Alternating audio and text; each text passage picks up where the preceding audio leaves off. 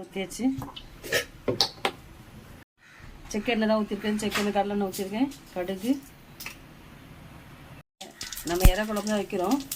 லைட்டாக ஹீட் இல்லை, அதனால லைட்டாக வெங்காயம் போட்டுக்கிறோம். அதுக்கடுத்து வெங்காயம், கருவேப்பிலை, அதுக்கு உப்பு போட்டுக்கிடுவோம். நல்லா வதங்கிட்டு இந்த அளவுக்கு வதங்கினா போதும். இஞ்சி பூண்டு பேஸ்ட்டு போட்டுருவோம். ஓகேங்களா? நல்லா வதங்கிட்டு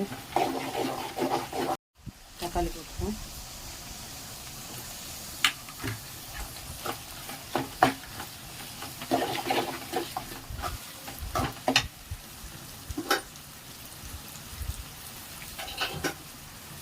உப்பு,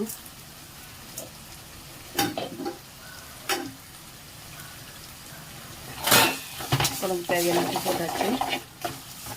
குழம்புக்கு தேவையான மசாலா பொடி போட்டுருவோம்.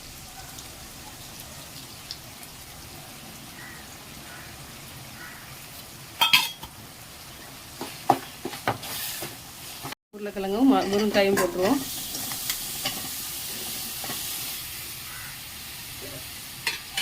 விடும்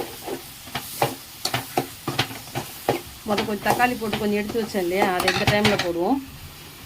ஏன்னா மசாலா வந்து அடியில் போய் பிடிக்காது. அதுக்காண்டி தக்காளி கொஞ்சம் நிப்பாட்டி அப்புறம் வச்சு போடுவோம்.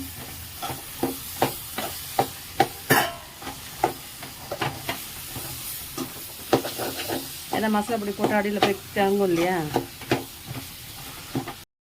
இறா போட்டுருவோம். இறா கம்மியாக தான், 1/2 கிலோ இவ்வளோ தான் வருது. என்ன பண்ணுறது, அதுதான் காயெல்லாம் போட்டு குழம்பு வைக்கும். சரிங்களா?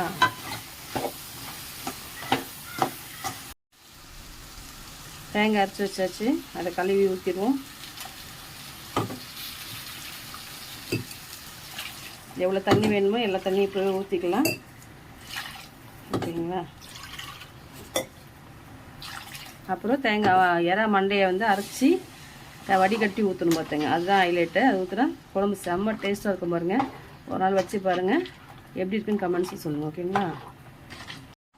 காயெல்லாம் வெந்துட்டு இப்போது இறா மண்டையை வந்து அரைச்சி வடிகட்டி வச்சுருக்கேன். அதை ஊற்றிடுவோம். ஓகேங்களா?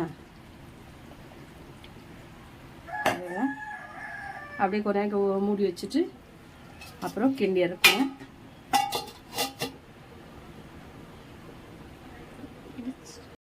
ஓகே, ரெடி ஆயிடுச்சு.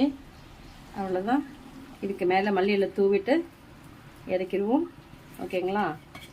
இப்போது இறா குழம்பு ரெடி. மணக்க மணக்க ருசிக்க ருசிக்க சுவைக்க சூப்பரான இறா குழம்பு. ஓகேங்களா?